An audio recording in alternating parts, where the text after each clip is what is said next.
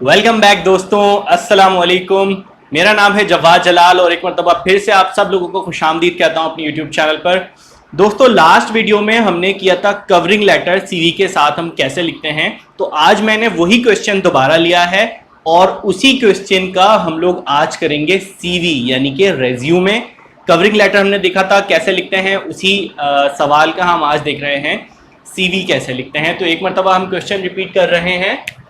Right a covering letter, जो कि हमने लास्ट वीडियो में कवर कर लिया है, विद अ सीवी। तो आज हम लिखेंगे CV. In response to the following advertisement, a multinational organisation seeks the services of an energetic computer literate MBA for a managerial post. Interested candidate should send detailed CV to the Human Resource Manager XYZ Company, Karachi.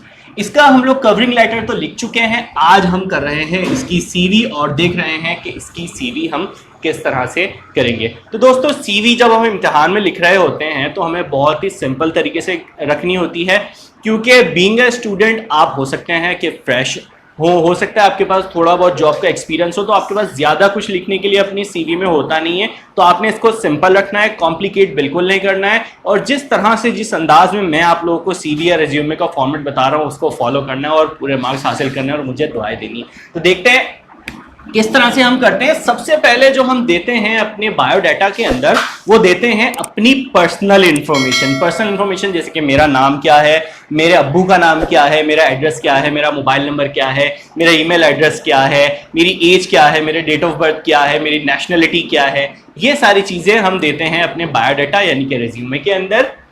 जिस तरह से मैंने यहाँ पर लिखा हुआ है अपने पर्सनल डाटा में, सबसे पहले मैं बता रहा हूं नेम में मैंने एक इमेजिनरी नेम यूज किया है, ज़ैनब फैसल।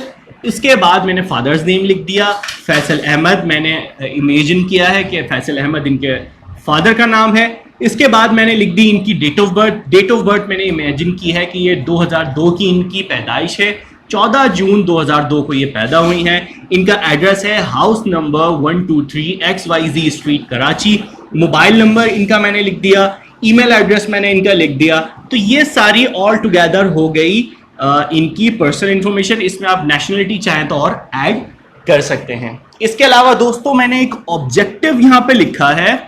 डजेंट मैटर आप किस फील्ड से ताल्लुक रखते हैं, किस इंडस्ट्री से ताल्लुक रखते हैं, ये ऑब्जेक्टिव ऐसा है कि कोई भी पोस्ट से लेके आपके पास इम्तिहान में क्वेश्चन आता है, आप आंखें बंद करके ऑब्जेक्टिव लिख देना। कोई मार्क्स नहीं कटने वाले, पूरे मार्क्स मिलने वाले आपको, कम से कम सीवी के तो आपको पूरे मार्क्स मिलने वाले हैं। ऑब्जेक्टिव है, I am a self motivated individual eager to secure a challenging position in a reputable organisation to expand my learning knowledge and skills. मैं एक सेल्फ मोटिवेटेड इंडिविजुअल हूं जो कि बेचैन है, बेताब है कि उसको एक चैलेंजिंग पोजीशन मिल जाए किसी भी रेप्यूटेबल ऑर्गेनाइजेशन में, ऐसी ऑर्गेनाइजेशन जिसका नाम हो ऑलरेडी मार्केट के अंदर, टू एक्सपेंड, बढ़ाने के लिए। क्या बढ़ाने के लिए? माई लर्निंग्स की जो मैंने सीखा है वो बढ़ जाए, यानी कि उसमें इजाफा हो, मेरी जानकारी में, मेरी नॉलेज में इजाफा हो, एंड स्किल्स, और जो मेरी महारत है, जो मेरी स्किल्स हैं, उसके अंदर इजाफा हो। मैं एक ऐसी पोजीशन चाहता हूं एक रेप्यूटेबल ऑर्गेनाइजेशन के अंदर। तो ये दोस्तों, ये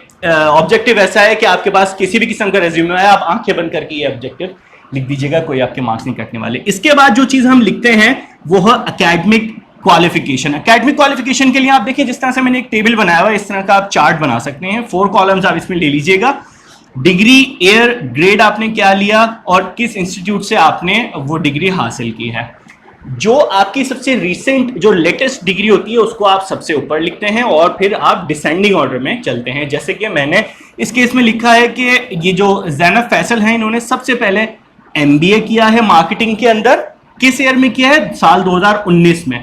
अभी 2020 चल रहा है, हम मान के चलते हैं कि इन्होंने 2019 में किया है, ताकि, क्योंकि मैंने नीचे एक्सपीरियंस भी शो किया है, तो ये हो जाएगा कि इनके पास कुछ ना कुछ रेलेवेंट एक्सपीरियंस भी है।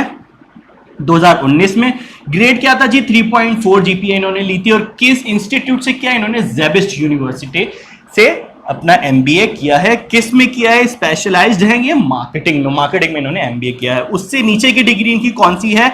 बीकॉम की इनकी डिग्री, इन्होंने बीकॉम किया है। किस मार्क से किया है इन्होंने? सॉरी, ये ईयर से किया है। 2015 में इन्होंने बीकॉम किया है, सेकंड डिवीजन से इन्होंने किया है। और किस इंस्टीट्यूट से किया है? द यूनिवर्सिटी ऑफ कराची से इन्होंने बीकॉम किया है। दोस्तों इसके बाद आप लिखते हैं जॉब एक्सपीरियंस, कि आपको जॉब एक्सपीरियंस क्या है। मैंने इनके केस में लिख दिया marketing executive at ABC company since January 2017 till date. इसका क्या मतलब है? इसका मतलब यह है कि इनके पास जो तजर्बा है वो है मार्केटिंग एग्जीक्यूटिव का एबीसी कंपनी के अंदर, और कब से है? जनवरी 2017 से ये वहां पर काम कर रही हैं। टिल डेट का मतलब है कि अभी भी उस जगह पर काम कर रही हैं जनवरी 2017 से। और हमने ऊपर देखा था कि मैनेजरियल पोस्ट के लिए ये सीवी है, तो ये अब मार्केटिंग मैनेजर के लिए अपना रिज्यूमे दे रहे हैं। इसके बाद जो भी आपके पास स्किल्स होती है आप अपनी स्किल्स लिख देते हैं। मेरे केस में मैंने यहां पर लिख दी है कि कंप्यूटर लिटरेट हैं ये, राइटिंग स्किल्स इनकी बहुत अच्छी है और कम्युनिकेशन स्किल्स इनकी बहुत अच्छी है, जो कि किसी भी मार्केटिंग जॉब के लिए बहुत ही जरूरी होती है। कंप्यूटर लिटरेट, राइटिंग स्किल्स और कम्युनिकेशन स्किल्स। उसके बाद दोस्तों फाइनली हम आ जाते हैं इंटरेस्ट की तरफ, कि इनका इंटरेस्ट क्या है। गेमिंग में इनका इंटरेस्ट है, क्रिकेट में इनका इंटरेस्ट है और स्विमिंग में इनका इंटरेस्ट है। और last but not the least हम लिख देते हैं रेफरेंस। रेफरेंस में आप अगर देना चाहें तो कोई रेफरेंस दे सकते हैं, वरना आप ये फिलहाल एक लाइन लिख सकते हैं, may be available on request.